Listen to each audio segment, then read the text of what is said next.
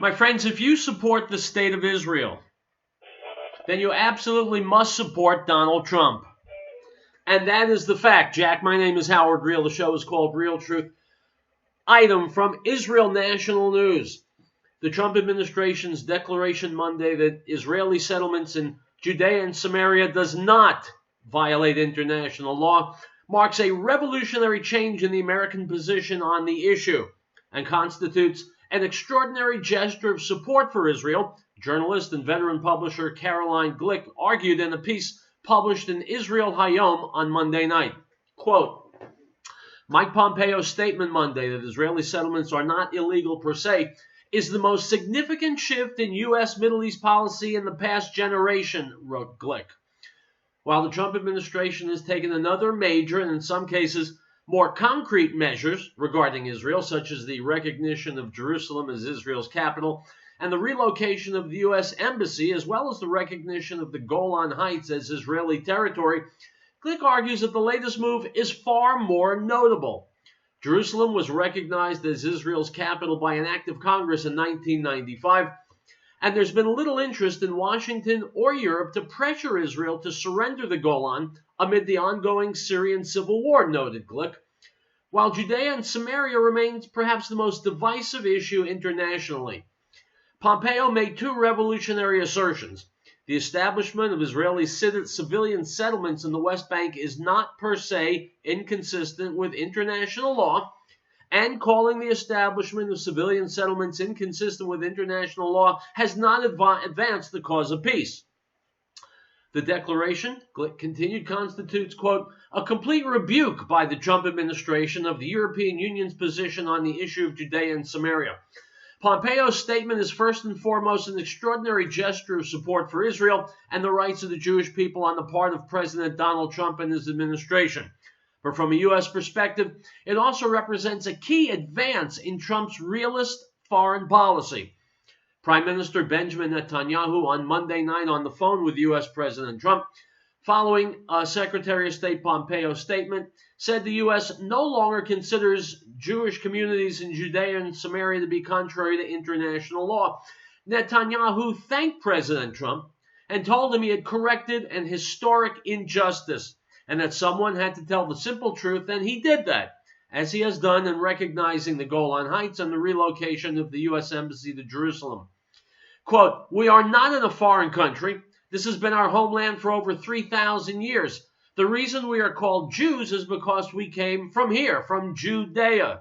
It does not prevent negotiations. On the contrary, it promotes peace because it's impossible to build true peace based on lies, said Netanyahu. Stop.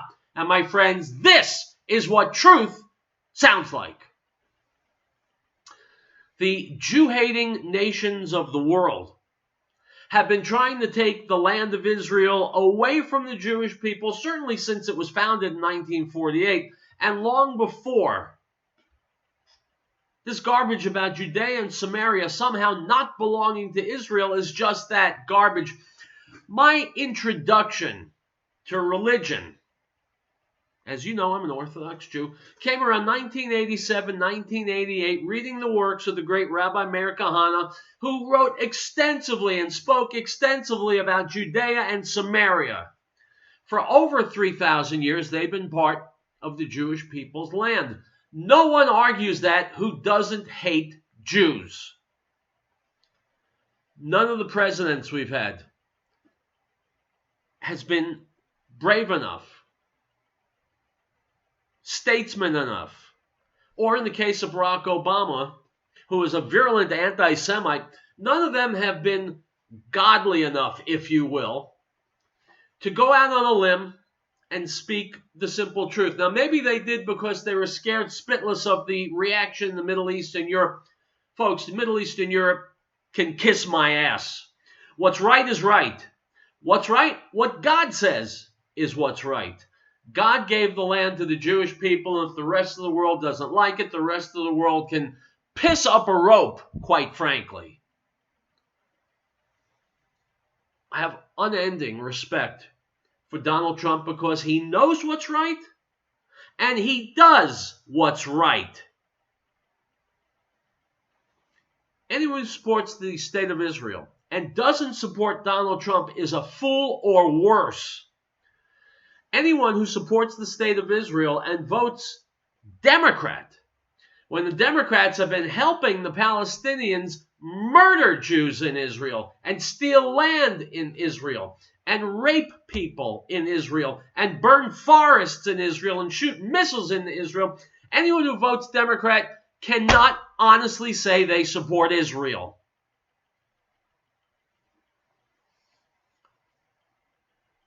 I trust that this can push the peace initiative forward. It sure as hell was not going anywhere as long as the West was caving in to the terrorists' demands. Trying to placate a murderer is senseless and useless, as the past many decades has shown. You want peace? You support the state of Israel. If necessary, you crush the Palestinians. As long as there is a powerful, well-armed Palestinian force, there will not be peace. Ultimately, they will need to be crushed and contained and shackled and leashed and muzzled.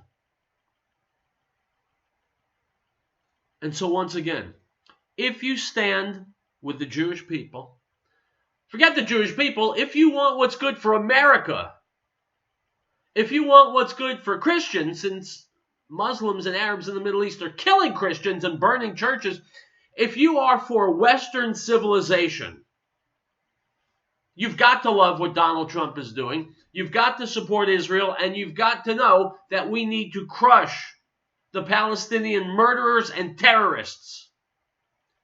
If they want to live in peace, let them live in peace elsewhere. I urge everyone listening to this station to support Donald Trump, support Republican candidates on every layer, every level of government. Only then are you truly supporting the state of Israel, and only then are you truly doing what God Almighty wants you to do. That said, I've got an interesting show for you today. I hope you'll stick by after the commercial break. And that's it. More real truth ahead. As always, hasta luego.